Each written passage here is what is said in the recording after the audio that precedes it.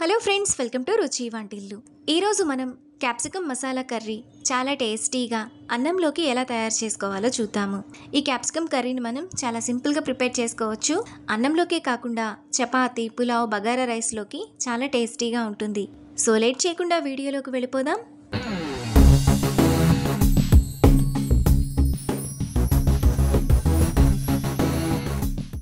ముందుగా capsicum curry చేసుకోవడానికి mixie jar తీసుకొని అందులో 2 టేబుల్ స్పూన్ల పచ్చి కొబ్బరి ముక్కలు, సన్నగా తరిగిన ఒక పెద్ద ఉల్లిపాయ, 5-6 జీడిపప్పు,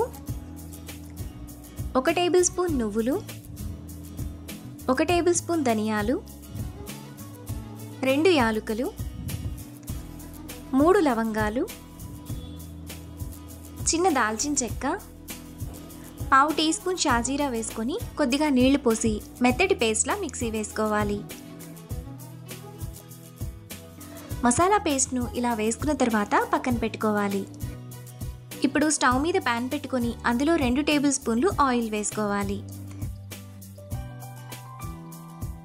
ఆయిల్ వేడైన తర్వాత 1/2 కిలో క్యాప్సికమ్ను ఇలా చిన్న చిన్న ముక్కలుగా కట్ చేసుకొని 5 నిమిషాల పాటు మీడియం ఫ్లేమ్లో ఫ్రై చేసుకోవాలి.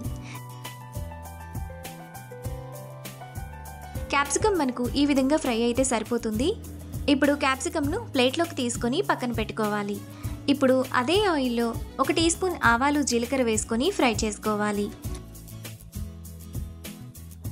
ఆవాలు చిటపట్లాడిన తర్వాత చిన్న చిన్న ముక్కలుగా కట్ చేసుకున్న 2 టమాటా, 1 రెమ్మ కరివేపాకు, చిన్న చిన్న ముక్కలుగా కట్ చేసుకున్న 1 పచ్చిమిరపకాయ, 1/2 టీ స్పూన్ అల్లం వెల్లుల్లి పేస్ట్, టేస్ట్కి తగినంత ఉప్పు వేసుకొని టమాటా మెత్తగా అయ్యేంత వరకు కలుపుకోవాలి.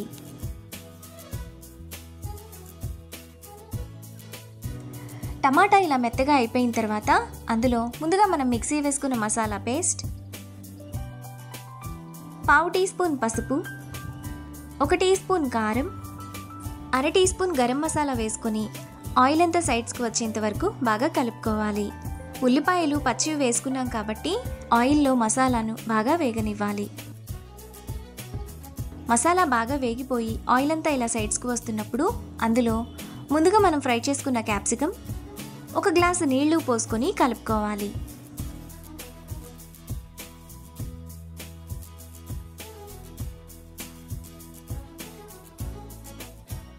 ఇలా కలుపుకున్న తర్వాత మూత పెట్టుకొని 10 నిమిషాల పాటు మీడియం ఫ్లేమ్లో ఉడకనివ్వాలి.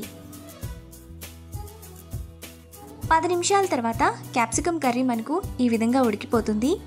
ఇప్పుడు 1/2 టీ స్పూన్ కసూరి మేతి, సన్నగా తరిగిన అరకట్ట కొత్తిమీర తరుగు వేసుకొని 1 నిమిషం పాటు లో ఫ్లేమ్లో కలుపుకోవాలి. ఈ కర్రీ మనకు అన్నంలోకే కాకుండా చపాతీ, బగారా రైస్, పులావ్లోకి చాలా టేస్టీగా ఉంటుంది. మనకు చాలా టేస్టీగా క్యాప్సికమ్ మసాలా కర్రీ రెడీ అయిపోయింది. ఇప్పుడు ఈ కర్రీని బౌల్లోకి తీసుకొని రైస్, చపాతీ, పులావ్తో సర్వ్ చేసుకుంటే ఎంతో టేస్టీగా సింపుల్గా చేసుకునే క్యాప్సికమ్ మసాలా కర్రీ రెడీ. ఈ రెసిపీని మీరు కూడా ట్రై చేసి మీకు టేస్ట్ ఎలా కుదిరిందో నాకు కామెంట్స్లో షేర్ చేయండి. ఈ వీడియో కనుక మీకు నచ్చినట్లయితే లైక్ చేసి, షేర్ చేసి, సబ్స్క్రైబ్ చేయండి.